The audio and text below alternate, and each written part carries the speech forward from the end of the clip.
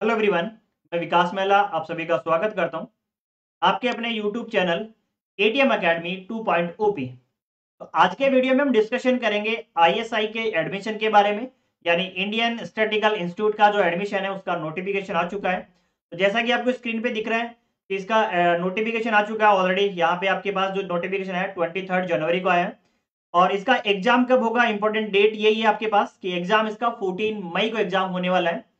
अब इसकी complete detail देख सकते हैं कि हमें वहां से क्या क्या ऑप्शंस मिलेंगे एमएससी में, यानी कौन कौन से सब्जेक्ट में एमएससी कर सकते हैं। अगर आप 12th पास आउट हो तो वहां से कौन कौन से सब्जेक्ट में बीएससी कर सकते हो। इसके 3 कैंपस हैं। पहला कैंपस आपके पास कोलकाता में मिलेगा, दूसरा आपको दिल्ली में मिलेगा और तीसरा जो कैंपस है वो बैंगलुरु में आपको मिलेगा। तो इन तीनों कैंपस में रोटेशन रहता है एमएससी का, कभी कोलकाता में, कभी बेंगलुरु में, कभी दिल्ली में। तीनों में एक साथ नहीं होता, हर साथ थोड़ा अल्टरनेट करके रखते हैं। कई बार दो एक साथ हो जाते हैं, कई बार एक अकेला होता है जिसमें एडमिशन होता है। तीनों में एक साथ एडमिशन नहीं होता। तो इंडियन स्टैटिस्टिकल इंस्टीट्यूट है, इसका कंप्लीट नोटिफिकेशन आ चुका है। इसके हम डिटेल में यहाँ पे देखेंगे कि क्या क्या आपको कैसे फिलअप करना है, क्या डिटेल्स है, कौन से सब्जेक्ट है। आगे बढ़ने से पहले अगर आप इस यूट्यूब चैनल पे नए हैं तो यूट्यूब चैनल को जरूर सब्सक्राइब कीजिएगा। अगर ये वीडियो आपके लिए इंफॉर्मेटिव है और आपको ये हेल्प हो रही है यहाँ से तो इनको लाइक करें और अपने जितने भी फ्रेंड्स हैं उनके साथ शेयर जरूर करें।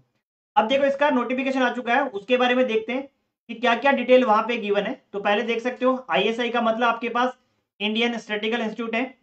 अब इंडियन स्टैटिस्टिकल इंस्टीट्यूट में आप क्या कर सकते हो, बी स्टेट, ठीक है।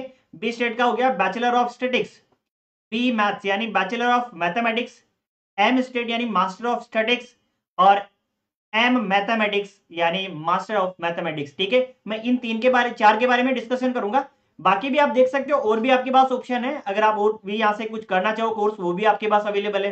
जैसे एमएस है, ठीक है। ये अलग अलग सब्जेक्ट्स हैं जिसमें एमटेक है, एमटेक सीएस हो गया, ये अलग अलग आपके पास। तो इनके बारे में डिटेल में डिस्कशन नहीं करूंगा। मैं बी स्टेट, बी मैथ और एम स्टेट और एम मैथ के बारे में यहाँ पे बात करूंगा, ठीक है। अब देखो आगे बढ़ते हैं थोड़ा सा। तो यहां से एलिजिबिलिटी क्राइटेरिया क्या है, अगर मैं बात करूं सबसे पहले, अगर मैं यहां से बात करूं तो 3 ईयर का बैचलर ऑफ स्टैटिक्स है, यानी बैचलर ऑफ स्टैटिक्स ऑनर्स होगा आपके पास, जिसमें आपके पास 12th आपकी कंप्लीट होनी चाहिए, ठीक है। 12th कंप्लीट होनी चाहिए विथ मैथमेटिक्स एंड इंग्लिश, ये ध्यान रखना, ये आपके मेन सब्जेक्ट होने चाहिए। और इस बार जो ऑफर करवा रहा है वो आपके पास है, यानी आपका जो एडमिशन होना इस बार एग्जाम के बाद वो कोलकाता वाले कैंपस के लिए होना, ये ध्यान रखना। अगर आपको बैचलर इन स्टैटिक्स करना है तो इस बार कोलकाता वाले कैंपस में आपका एडमिशन होगा, ठीक है। इसके लिए 12th आपका होना चाहिए और किसके साथ होना चाहिए, with mathematics and English subject होने चाहिए। यहाँ पे आपको स्टाइपन भी मिलेगा, ये ध्यान रखना, आपको तीनों साल स्टाइपन मिलेगा। पर मंथ आपको 5,000 रुपए स्टाइपन मिलेगा, मतलब एक बहुत अच्छा ऑप्शन है कि आप पर मंथ आपको 5,000 रुपए स्टाइपन मिलेगा। तो आप कमा भी सकते हो और पढ़ भी सकते हो, ठीक है। मतलब कमाने का मतलब ये हो गया कि आपका जो खुद का खर्चा है वो पूरा आप निकल जाएगा, घर वालों से नहीं लेना पड़ेगा, ठीक है। इसके बाद अगर मैं बढ़ूं आगे तो 3 ईयर का बैचलर ऑफ मैथमेटिक्स है, यानी ऑनर्स कोर्स है ये भी। इसमें भी आपके पास 10+2 होना चाहिए, यानी आपकी 12th होनी चाहिए। सब्जेक्ट जो 12th में होने चाहिए वो होने चाहिए मैथमेटिक्स और इंग्लिश होने चाहिए, ठीक है। और इस बार जो इसको ऑफर कर रहा है वो कैंपस है बेंगलुरु का कैंपस, यानी इस बार बैचलर ऑफ मैथमेटिक्स को जो एडमिशन होने हैं वो कहाँ पे होने हैं, बेंगलुरु वाले कैंपस में होने हैं, ठीक है। और इसमें भी आपको स्टाइपेंड मिलेगा 5,000 रुपए पर मंथ, यानी खुद का खर्चा आप आराम से निकाल सकते हो इसमें। इसके बाद अगर मैं आगे बात करूं तो थर्ड जो कोर्स है यहाँ पे वो है 2 ईयर का कोर्स है, मास्टर ऑफ स्टेटिक्स होगा। इसके लिए आपके पास बैचलर डिग्री होनी चाहिए ऑफ 3 और मोर ईयर, ठीक है। मोर ईयर का मतलब हो गया जैसे आजकल कुछ कोर्स चल गए बैचलर के साथ आपका बीएड भी होता है, ठीक है। बीएससी प्लस बीएड, तो 3 साल से ज्यादा का हो जाएगा, तो मिनिमम 3 ईयर होना चाहिए, ठीक है। इन एनी डिसिप्लिन, ये ध्यान रखना, बैचलर आप किसी भी सब्जेक्ट में हो सकता है, ये इन्होंने लिखा है। अब जो इसका कैंपस है, यानी इस बार जो एडमिशन होने हैं मास्टर ऑफ स्टैटिक्स में वो दिल्ली में होने हैं। और इसको जो स्टाइपेंड मिलेगा, जो भी स्टूडेंट रहेगा जो 2 ईयर का मास्टर ऑफ स्टैटिक्स करेगा उसको 8,000 रुपए पर मंथ मिलेंगे यहाँ पे स्टाइपेंड के रूप में। तो ये बहुत अच्छी बात है स्टूडेंट्स के लिए कि फाइनेंशियली भी आप साथ साथ में स्ट्रांग होते चलोगे। और बहुत अच्छे कैंपस हैं, यानी आपको जो भी मैथमेटिक्स में है या स्टैटिक्स में बहुत अच्छे कैंपस ये मिलेंगे आपको, जहां आप अच्छे से प्रिपेयर कर सकते हो, इस फील्ड में अपनी अच्छी कमांड बना सकते हो। इसके बाद अगर मैं बात करूं तो फोर्थ जो कोर्स है मेरा वो है मास्टर ऑफ मैथमेटिक्स, ठीक है। 2 ईयर का प्रोग्राम है। इसमें आपके पास बैचलर डिग्री 3 और मोर ईयर यानी ड्यूरेशन होना चाहिए, और कोई भी डिसिप्लिन होना चाहिए, यानी कोई भी आपके सब्जेक्ट हो सकते हैं। ये इन्होंने यहाँ क्लियरिफाई नहीं किया ऑलरेडी, ठीक है। ऐसा नहीं बोला कि आपके पास, वैसे अगर आप बीएससी कर रहे हो तो ऑब्वियसली आपके पास मैथमेटिक्स होगा ही होगा, तभी आप मैथ में इंटरेस्ट करोगे, ठीक है। और ये ध्यान रखना, इस बार जो ऑफर कर रहा है मास्टर इन मैथमेटिक्स कर रहा है, वो 2 कैंपस ऑफर कर रहे हैं। एक कोलकाता वाला जहां पे आपके एडमिशन हो सकते हैं, दूसरा अगर मैं यहाँ से देखूं तो बेंगलुरु वाला, ठीक है। इन दोनों में आपके एडमिशन हो सकते हैं। और यहाँ पे जो आपको स्टाइपन मिलेगा वो मिलेगा 8,000 रुपए पर मंथ आपको स्टाइपन मिलेगा, तो बहुत अच्छा है आपके लिए भी। तो ये मैं 4 जो कोर्स थे उनके बारे में बात की है कि इन चारों कोर्स में आप एडमिशन ले सकते हो। इनका मैंने डिटेल में बता दिया है कि आपके पास अगर +2 है तो बैचलर करना चाहो तो उसमें आपके पास सब्जेक्ट क्या होना चाहिए। अगर आप मास्टर करना चाह रहे हो मैथमेटिक्स में, स्टैटिक्स में, तो आपके पास बीएससी होना चाहिए, ठीक है। तो ये थी आपके पास कोर्स की डिटेल। अब देखो इसके अंदर नंबर ऑफ सीट्स क्या कितनी है, थोड़ा सा वो कई बार रहता है कि हमारे पास नंबर ऑफ सीट्स कितनी है, ताकि हम यहां से देख पाए कि हमारे पास नंबर ऑफ सीट्स के बेसिस पे हम थोड़ा कोशिश करें कि हमारा एडमिशन हो जाए। बहुत सारे बच्चे सीट्स के लिए देखते हैं। अगर मैं स्टैटिक्स की बात करूं, मास्टर इन स्टैटिक्स की बात करूं तो 38 सीट है। अब देखो यहाँ पे स्टार लगा, उसका मीनिंग भी बताऊंगा तुम्हें।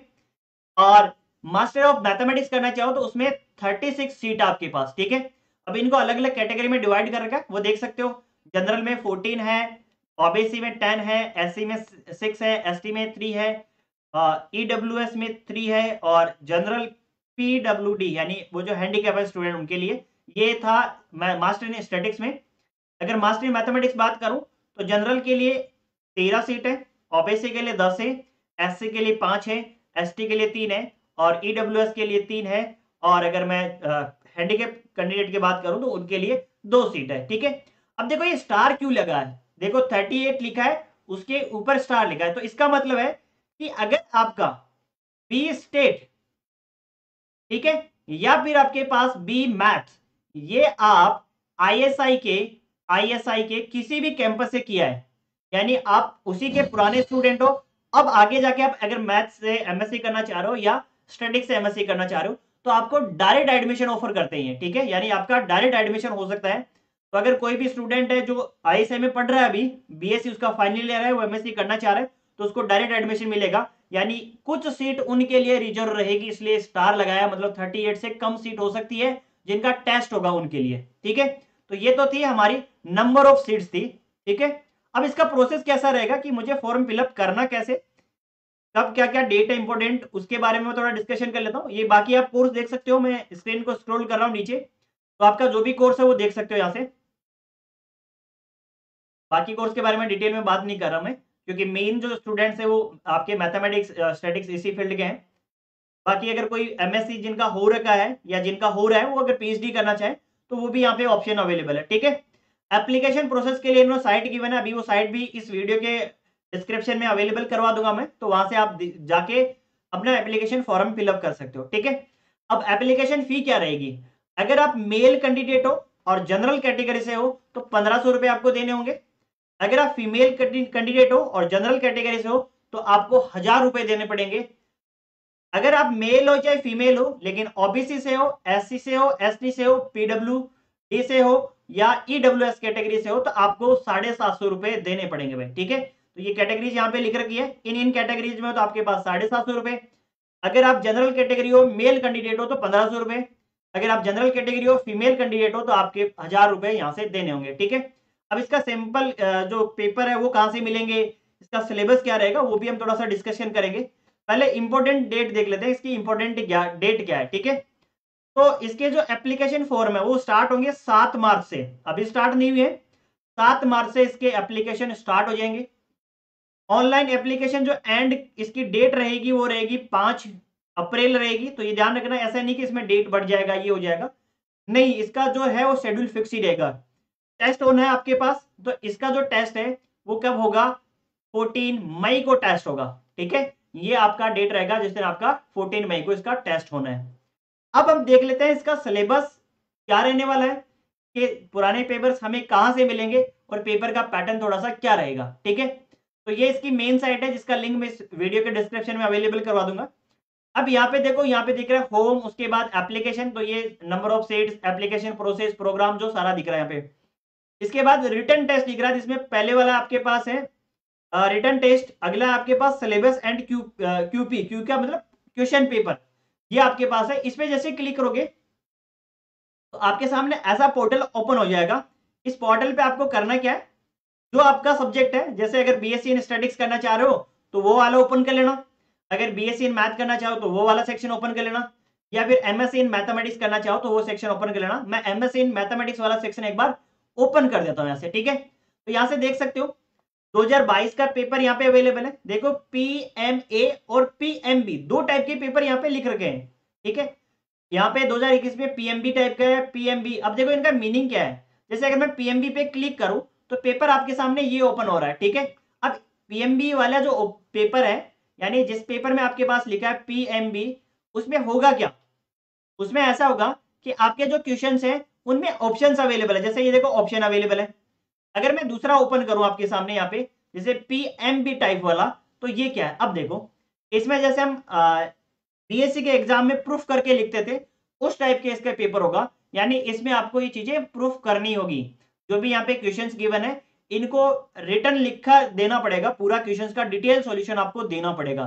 तो ये आपके पास रहेगा।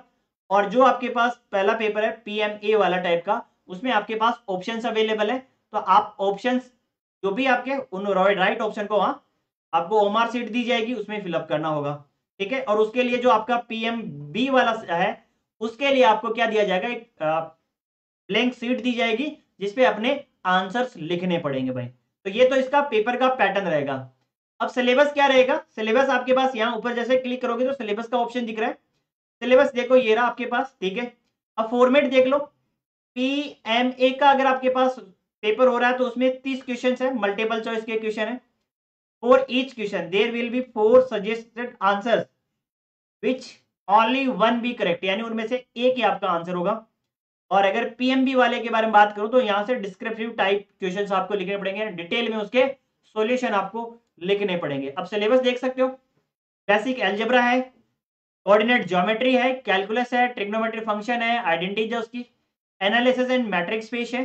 और भी डिटेल में देख लेना, मैं थोड़ा स्क्रॉल कर रहा हूं, इसको जूम भी कर दूं ताकि आपको अच्छे से दिखे सारी चीजें, ठीक है। अब देखो यहाँ पे बेसिक अलजेब्रा में आपके पास नंबर थ्योरी वाला हो गया, थोड़ा बहुत इनका बाइनोमियल थ्योरम हो गया, अर्थमेटिक, ज्योमेट्रिक, हार्मोनिक प्रोग्रेशन होगी, ठीक है। ये आप कह सकते हो वैसे 12th वाला टाइप का जो सिलेबस है वो बेसिक अलजेब्रा का।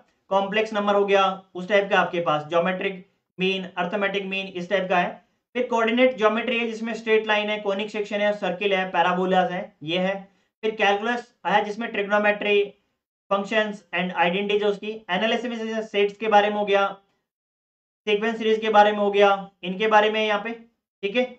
ऑर्डिनेट डिफरेंशियल इक्वेशन भी यहाँ पे गिवन है, integral calculus of one variable, इसका आपके पास existence of Riemann integral, fundamental theorem of calculus, change of variable, improper integral.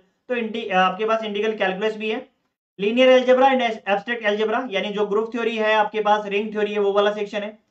Elementary probability theory, तो प्रोबेबिलिटी आपको यहाँ पढ़नी पड़ेगी, ठीक है। बाकी पेपर मैंने दिखा दिया, पेपर कैसा है, पेपर यहाँ से आप डाउनलोड कर सकते हो। तो ये आपके पास इसका डिटेल वीडियो था, यानी इसका एप्लीकेशन फॉर्म कैसे फिलअप करना है, कहाँ कब फिलअप करना है, डेट्स बता दी मैंने, एग्जाम डेट क्या है वो बता दिया, सिलेबस आपको कहाँ से मिलेगा वो सारा मैंने बता दिया। तो आई थिंक आपकी जो भी डाउट है यहाँ तक क्लियर हो जानी चाहिए। फिर भी अगर आपको डाउट है तो इस वीडियो के कमेंट सेक्शन में आप कमेंट जरूर कर दीजिएगा, मैं आपको उसका रिप्लाई जरूर करूंगा। तो अगर नए हो यूट्यूब चैनल पे तो यूट्यूब चैनल को सब्सक्राइब करें और वीडियो को ज्यादा से ज्यादा अपने फ्रेंड्स के साथ शेयर जरूर करें। मिलते हैं अगले वीडियो में, तब तक के लिए bye bye each and everyone.